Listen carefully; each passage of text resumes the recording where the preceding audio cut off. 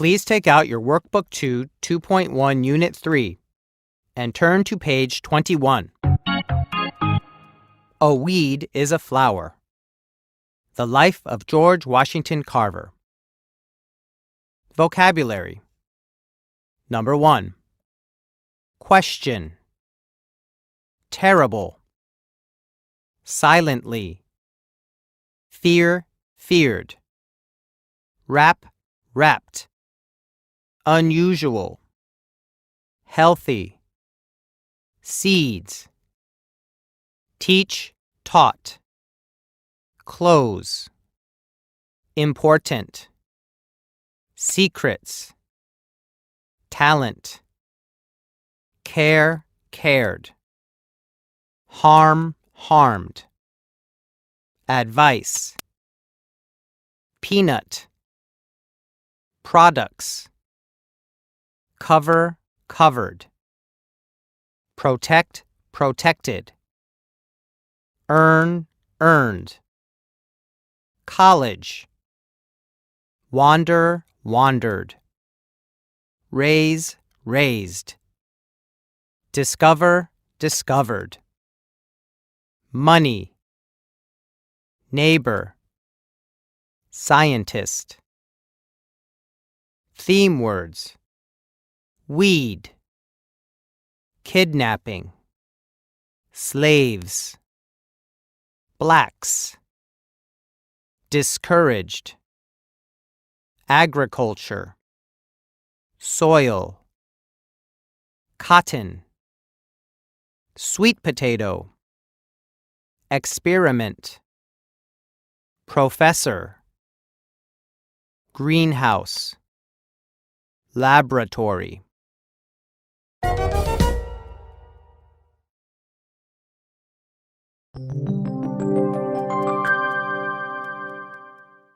Please take out your Reading Street Book 2.1 and turn to page 487. A weed is a flower. The Life of George Washington Carver by Aliki. George Washington Carver was born in Missouri in 1860, more than 100 years ago. It was a terrible time. Mean men rode silently in the night, kidnapping slaves from their owners and harming those who tried to stop them. One night, a band of these men rode up to the farm of Moses Carver, who owned George and his mother Mary. Everyone ran in fear. But before Mary could hide her baby, the men came and snatched them both, and rode away into the night. Moses Carver sent a man to look for them. Mary was never found, but in a few days the man returned with a small bundle wrapped in his coat and tied to the back of his saddle. It was the baby, George. Moses and his wife Susan cared for Mary's children.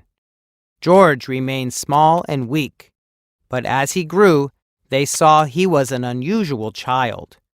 He wanted to know about everything around him.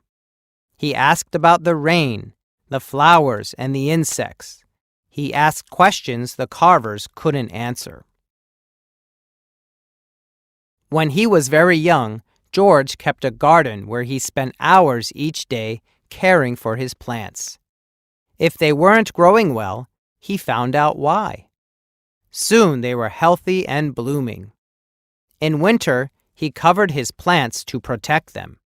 In spring, he planted new seeds. George looked after each plant as though it was the only one in his garden. Neighbors began to ask George's advice about their plants, and soon he was known as the plant doctor. As time went on, George wondered about more and more things. He wanted to learn and yearned to go to school. In the meantime, the slaves had been freed, but schools nearby were not open to blacks. So when he was 10, George left his brother, his garden, and the Carver farm and went off to find the answers to his questions. Wherever George Washington Carver found schools, he stayed. He worked for people to earn his keep. He scrubbed their floors, washed their clothes, and baked their bread. Whatever George did, he did well. Even the smallest chore was important to him. Some people took George in as their first son. First, he stayed with Mariah and Andy Watkins, who were like parents to him. Then he moved to Kansas and lived with Aunt Lucy and Uncle Seymour. They too loved this quiet boy who was so willing to help. George worked hard for many years, always trying to save enough money for college. Other boys, who had parents to help them, were able to enter college much sooner than George. He was 30 before he had saved enough. Still, it was not that simple. Not all colleges would admit blacks, even if they had the money to pay. George was not discouraged. He moved to Iowa and found a college which was glad to have a black student. At college, George continued to work. He opened a laundry where he washed his schoolmates' clothes. And he continued to learn. His teachers and friends soon realized that this earnest young man was bursting with talents. He played the piano, he sang beautifully, and he was an outstanding painter. In fact, for a time, he thought of becoming an artist. But the more George thought of what he wanted to do, the more he wanted to help his people, and he remembered that his neighbors used to call him the plant doctor. He had never forgotten his love for plants. In all the years he had wandered, he always had something growing in his room. So, George Washington Carver chose to study agriculture. He learned about plants, flowers, and soil. He learned the names of the weeds. Even they were important to him. He often said, "A weed is a flower growing in the wrong place." He still asked questions. If no person or book could answer them, he found the answers himself. He experimented with his own plants and found secrets no one else knew. When George finished college, he began to teach. He was asked to go to Alabama, where a college for blacks needed his talent. It was there, at Tuskegee Institute, that George Washington Carver made his life. In Alabama, Professor Carver taught his students and the poor black farmers who earned their livelihood from soil.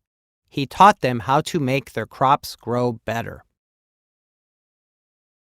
Most of the farmers raised cotton, but sometimes the crops were destroyed by rain or insects, and the farmers couldn't earn enough to eat. Professor Carver told them to plant other things as well. Sweet potatoes and peanuts were good crops. They were easy to grow. He said that raising only cotton harmed the soil. It was better if different crops were planted each year. The farmers did not want to listen. They were afraid to plant peanuts and sweet potatoes. They were sure that no one would buy them. But Professor Carver had experimented in his laboratory. He found that many things could be made from the sweet potato. He made soap, coffee, and starch. He made more than 100 things from the sweet potato. And even though people in those days called peanuts monkey food, Professor Carver said they were good for people too. Besides, he found that still more things could be made from the peanut: paper, ink, shaving cream, sauces, linoleum, shampoo, and even milk. In fact, he made 300 different products from the peanut. Once, when important guests were expected at Tuskegee, Dr. Carver chose the menu. The guests sat around the table and enjoyed a meal of soup, creamed mock chicken, bread, salad, coffee, candy, cake, and ice cream. Imagine their surprise when they learned that the meal was made entirely from peanuts. Slowly, the farmers listened to George Washington Carver. They planted peanuts and sweet potatoes. Before they knew it, these became two of the most important crops in Alabama. Soon, the whole country knew about Dr. Carver and the great things he was doing. He was honored by presidents and other important people. Every day, his mailbox bulged with letters from farmers and scientists who wanted his advice. He was offered great sums of money, which he turned down. Money was not important to him. He did not even bother to cash many of the checks he received.